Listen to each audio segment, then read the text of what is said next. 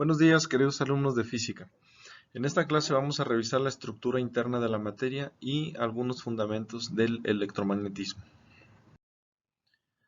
Vamos a analizar primero la estructura interna de la materia.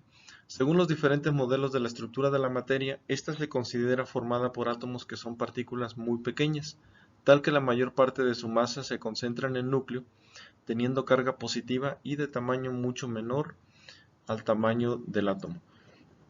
Aquí tenemos una figura donde está un bloque de azúcar, el cual está constituido por átomos, donde cada átomo a su vez está constituido por protones y neutrones y los electrones que giran en torno a él, donde en relación con los protones se ha descubierto que está compuesto de otras partículas más pequeñas que se les llamó quarks. El primer modelo atómico que vamos a analizar es el modelo atómico de Thomson. En 1904, Thomson, un inglés entre los años 1856 y 1944, él consideraba que el átomo se compone de partículas con carga negativa incrustadas en una esfera cargada positivamente. Se pensaba que estas cargas negativas, que eran los electrones, se distribuían en forma uniforme dentro del cuerpo del átomo. A este modelo también se le conoce como el budín de pasas.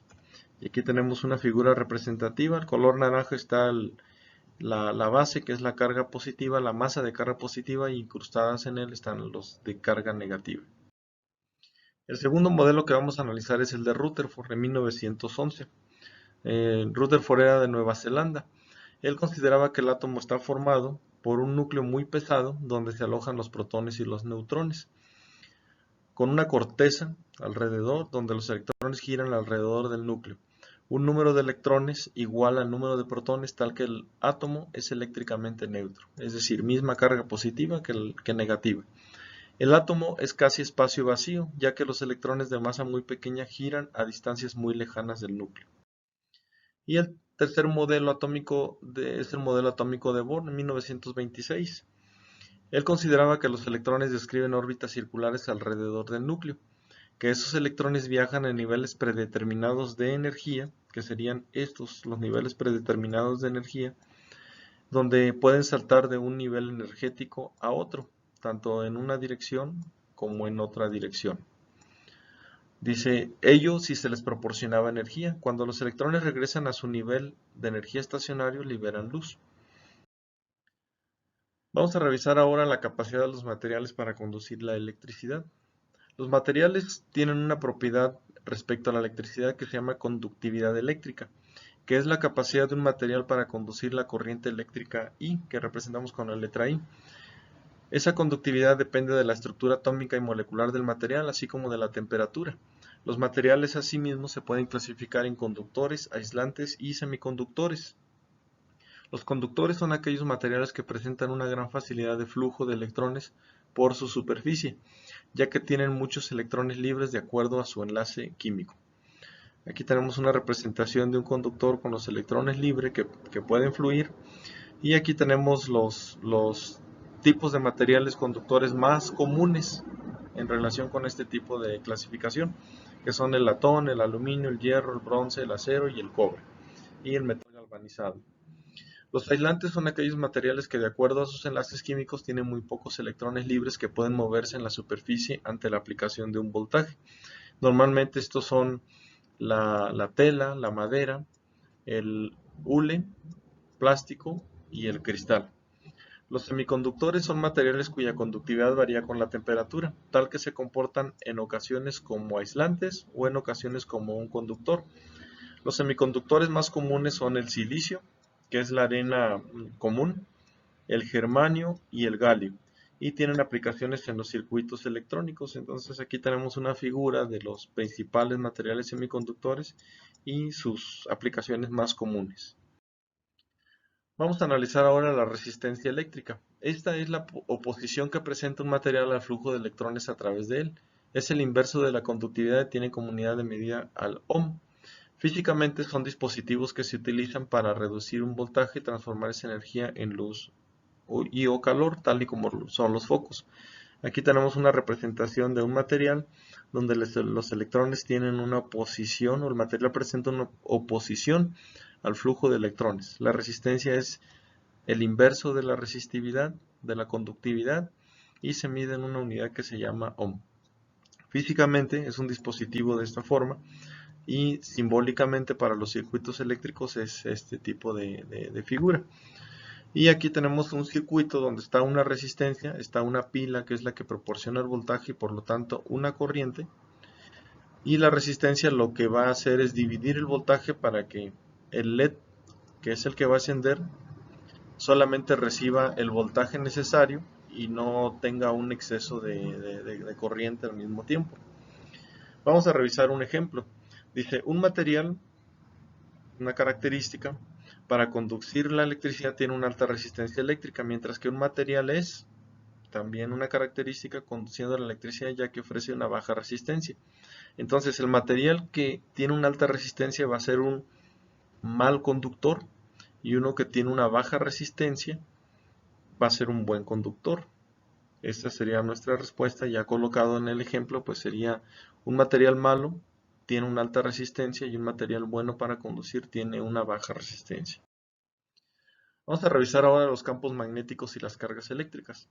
En la antigua Grecia, más o menos en 121 a.C., se conocían unas piedras que procedían de una región de Asia Menor llamada Magnesia, que tenían la propiedad de que podían atraer pequeños trozos de hierro, y a esa piedra le llamaron magnetita, por lo cual se le llamó magnetismo a ese fenómeno físico. No se sabe con certeza cuándo se usó por primera vez un imán, pero hay referencias de que se usó para la navegación en el siglo XII con la invención de la brújula que todos alguna vez hemos visto. Esta sería la magnetita, este es un imán hecho de un material imantado y este otro imán con similares características. Vamos a analizar ahora los materiales magnéticos y sus aplicaciones en la tecnología. Un imán es un dispositivo que posee propiedades magnéticas y a su alrededor se produce un campo magnético B que se representa mediante las llamadas líneas de campo magnético que van desde un llamado polo norte a otro polo sur. Aquí tenemos un imán de herradura donde tenemos el polo norte y el sur y aquí se forman las líneas de campo entre los polos norte y polo sur.